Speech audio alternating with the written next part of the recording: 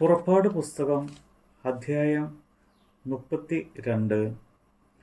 എന്നാൽ മോശ പർവ്വതത്തിൽ നിന്ന് ഇറങ്ങി വരുവാൻ താമസിക്കുന്നു എന്ന് ജനം കണ്ടപ്പോൾ ജനം അഹ്റോന്റെ അടുക്കൽ വന്നുകൂടി അവനോട്, നീ എഴുന്നേറ്റ് ഞങ്ങളുടെ മുമ്പിൽ നടക്കേണ്ടതിന് ഒരു ദൈവത്തെ ഉണ്ടാക്കി തരിക.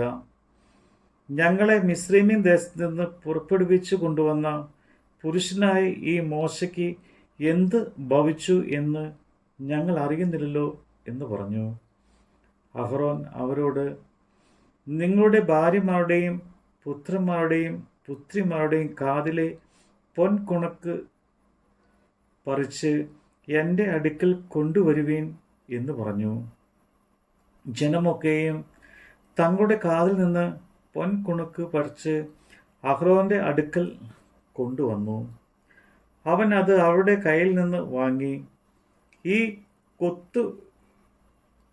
ഒരു കൊത്തു വിളക്ക് കൊണ്ട് ഭാഷ വരുത്തി ഒരു കാളക്കുട്ടിയെ വാർത്തുണ്ടാക്കി. അപ്പോൾ അവർ, ഇസ്രയേലേ, ഇത് നിന്നെ മിസ്രയീം ദേശത്ത് നിന്ന് കൊണ്ടുവന്ന നിന്റെ ദൈവമാകുന്നു എന്ന് പറഞ്ഞു.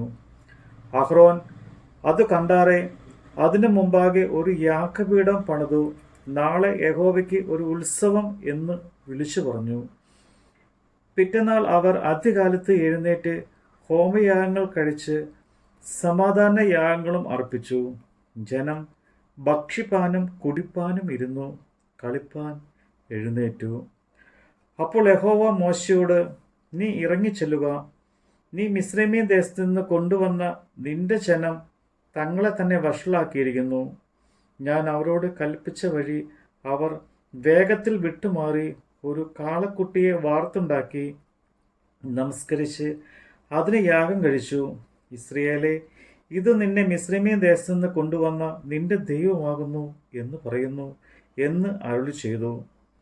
ഞാൻ ഈ ജനത്തെ നോക്കി അത് ദുശാഠ്യമുള്ള ജനമാകുന്നു എന്ന് കണ്ട്, അതുകൊണ്ട് എൻ്റെ കോപം അവർക്ക് വിരോധമായി ജ്വലിച്ച് ഞാൻ അവരെ ദഹിപ്പിക്കേണ്ടതിന് എന്നെ വിടുക. നിന്നെ ഞാൻ വലിയൊരു ജാതിയാക്കും എന്ന് യഹോവ മോശയോട് അരുളി ചെയ്തു. എന്നാൽ മോശ തൻ്റെ ദൈവമായ യഹോവയോട് അപേക്ഷിച്ചു പറഞ്ഞത്, യഹോവേ, നീ മഹാബലം കൊണ്ടും ഭുജവീര്യം കൊണ്ടും മിസ്രയീം ദേശത്ത് നിന്ന് കൊണ്ടുവന്ന നിന്റെ ജനത്തിന് വിരോധമായി നിന്റെ കോപം ജ്വലിക്കുന്നത് എന്ത്? മലകളിൽ വെച്ച് കൊന്നുകളയുവാനും ഭൂതലത്തിൽ നിന്ന് നശിപ്പിപ്പാനും അവരെ ദോഷത്തിനായി അവൻ കൊണ്ടുപോയി എന്ന് മിസ്രയീമ്യരെ കൊണ്ട് പറയിപ്പിക്കുന്നത് എന്തിന്? നിന്റെ ഉഗ്രകോപം വിട്ടുതിരിഞ്ഞ് നിന്റെ ജനത്തിന് വരുവാനുള്ള ഈ അനർത്ഥത്തെക്കുറിച്ച് അനുദപിക്കണമേ. നിന്റെ ദാസന്മാരായ അബ്രഹാമിനെയും ഇസ്ഹാക്കിനെയും ഇസ്രയേലിനെയും ഓർക്കണമേ. ഞാൻ നിങ്ങളുടെ സന്തതിയെ ആകാശത്തിലെ നക്ഷത്രങ്ങളെ പോലെ വർദ്ധിപ്പിക്കുകയും ഞാൻ അരുളി ചെയ്ത ഈ ദേശമൊക്കെയും നിങ്ങളുടെ സന്തതിക്ക് കൊടുക്കുകയും അവർ അതിനെ എന്നേക്കും അവകാശമായി പ്രാപിക്കുകയും ചെയ്യുമെന്ന് നീ നിന്നെ കൊണ്ട് തന്നെ അവരോട് സത്യം ചെയ്തുവല്ലോ. അപ്പോൾ യഹോവ തൻ്റെ ജനത്തിന് വരുത്തും എന്ന് കൽപ്പിച്ച അനർത്ഥത്തെക്കുറിച്ച് അനുദപിച്ചു. മോശ തിരിഞ്ഞ് പർവ്വതത്തിൽ നിന്ന് ഇറങ്ങി സാക്ഷ്യത്തിന്റെ പലക രണ്ടും അവന്റെ കയ്യിൽ ഉണ്ടായിരുന്നു. പലക ഇപ്പുറവും അപ്പുറമായി ഇരുവശത്തും എഴുതിയതായിരുന്നു. പലക ദൈവത്തിന്റെ പണിയും പലകയിൽ പതിഞ്ഞ എഴുത്ത് ദൈവത്തിന്റെ എഴുത്തുമായിരുന്നു. ജനം ആർത്തു വിളിക്കുന്ന ഘോഷം യോശുവ കേട്ടപ്പോൾ അവൻ മോശയോട്, പാളയത്തിൽ യുദ്ധഘോഷമുണ്ട് എന്ന് പറഞ്ഞു. അതിന് അവൻ, ജയിച്ച് ആർക്കുന്നവരുടെ ഘോഷമല്ല, തോറ്റു വിളിക്കുന്നവരുടെ നിലവിളിയുമല്ല, പ്രതിഗാനം ചെയ്യുന്നവരുടെ ഘോഷമത്രേ ഞാൻ കേൾക്കുന്നത് എന്ന് പറഞ്ഞു. അവൻ പാളയത്തിന് സമീപിച്ചപ്പോൾ കാളക്കുട്ടിയെയും നൃത്തങ്ങളെയും കണ്ടു. അപ്പോൾ മോശയുടെ കോപം ജ്വലിച്ചു. അവൻ പലകളെ കയ്യിൽ നിന്ന് എറിഞ്ഞ് പർവ്വതത്തിന്റെ അടിവാരത്തിൽ വെച്ച് പൊട്ടിച്ചു കളഞ്ഞു. അവർ ഉണ്ടാക്കിയിരുന്ന കാളക്കുട്ടിയെ അവൻ എടുത്ത് തീയിലിട്ട് ചുട്ട് അരച്ച് പൊടിയാക്കി വെള്ളത്തിൽ വിതറി ഇസ്രായേൽ മക്കളെ കുടിപ്പിച്ചു. മോശ അഹരോനോട്, ഈ ജനത്തിൻ്റെ മേൽ ഇത്ര വലിയ പാപം വരുത്തുവാൻ അവർ നിന്നോട് എന്ത് ചെയ്തു എന്ന് ചോദിച്ചു. അതിന് അഹരോൻ പറഞ്ഞത്, യജമാന്റെ കോപം ജ്വലിക്കരുതേ. ഈ ജനം ഭോഷത്തിലേക്ക് ചാഞ്ഞിരിക്കുന്നത് എന്ന് നീ അറിയുന്നുവല്ലോ. ഞങ്ങൾക്ക് മുമ്പായി നടക്കേണ്ടതിന് ഒരു ദൈവത്തെ ഉണ്ടാക്കി തരണം. ഞങ്ങളെ മിസ്രൈമ്യൻ ദേശത്ത് നിന്ന് കൊണ്ടുവന്ന പുരുഷനായ ഈ മോശയ്ക്ക് എന്ത് ഭവിച്ചു എന്ന് ഞങ്ങൾ അറിയുന്നില്ലല്ലോ എന്ന് അവർ എന്നോട് പറഞ്ഞു. ഞാൻ അവരോട്, പൊന്നുള്ളവർ അത് പറിച്ച് എടുക്കട്ടെ എന്ന് പറഞ്ഞ് അവർ അത് എൻ്റെ പക്കൽ തന്നു. ഞാൻ അത് തീയിലിട്ടു. ഒരു കാളക്കുട്ടി പുറത്തു വന്നു.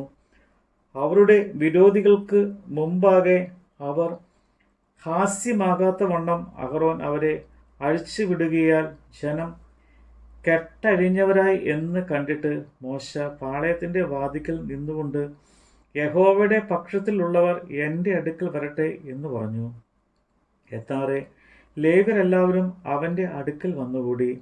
അവൻ അവരോട്, നിങ്ങൾ ഓരോരുത്തൻ താന്താൻ്റെ വാൾ അരയ്ക്ക് കെട്ടി പാളയത്തിൽ കൂടി വാതിൽ തോറും കടന്ന് ഓരോരുത്തൻ താന്താൻ്റെ സഹോദരനെയും താന്താൻ്റെ സ്നേഹിതനെയും താന്താൻ്റെ കൂട്ടുകാരനെയും കൊന്നുകളവീൻ എന്നിങ്ങനെ ഇസ്രായേലിൻ്റെ ദൈവമായ യഹോവ കൽപ്പിക്കുന്നു എന്ന് പറഞ്ഞു. ലേവ്യർ മോശ പറഞ്ഞതുപോലെ ചെയ്തു. അന്ന് ഏകദേശം 3000 പേർ വീണു.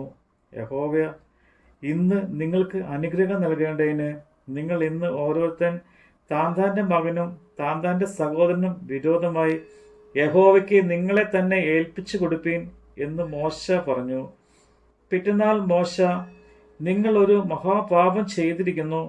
ഇപ്പോൾ ഞാൻ യഹോവയുടെ അടുക്കൽ കയറി ചെല്ലും. പക്ഷേ നിങ്ങളുടെ പാപത്തിന് വേണ്ടി പ്രായശ്ചിത്തം വരുത്തുവാൻ എനിക്ക് ഇടയാകും എന്ന് പറഞ്ഞു. അങ്ങനെ മോശ യഹോവയുടെ അടുക്കൽ മടങ്ങിച്ചെന്ന് പറഞ്ഞത് എന്തെന്നാൽ, അയ്യോ, ഈ ജനം മഹാപാതകം ചെയ്ത് പൊന്നുകൊണ്ട് തങ്ങൾക്ക് ഒരു ദൈവത്തെ ഉണ്ടാക്കി ഇരിക്കുന്നു. എങ്കിലും നീ അവരുടെ പാപം ക്ഷമിക്കണമേ, അല്ലെങ്കിൽ നീ എഴുതിയ നിന്റെ പുസ്തകത്തിൽ നിന്ന് എൻ്റെ പേർ മായ്ച്ചു കളയണമേ.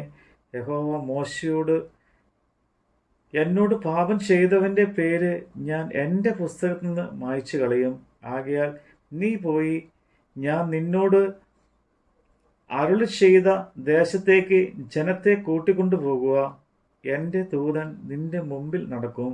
എന്നാൽ എൻ്റെ സന്ദർശന ദിവസത്തിൽ ഞാൻ അവരുടെ പാപം അവിടെ മേൽ സന്ദർശിക്കും എന്ന് അരുളി ചെയ്തു. അഹരോൻ ഉണ്ടാക്കിയ കാളക്കുട്ടിയെ ജനം ഉണ്ടാക്കിയതായതുകൊണ്ട് യഹോവ അവരെ ദണ്ഡിപ്പിച്ചു. നമ്മുടെ കർത്താവിൻ്റെ വചനമാണ് നമ്മൾ കേട്ടത്.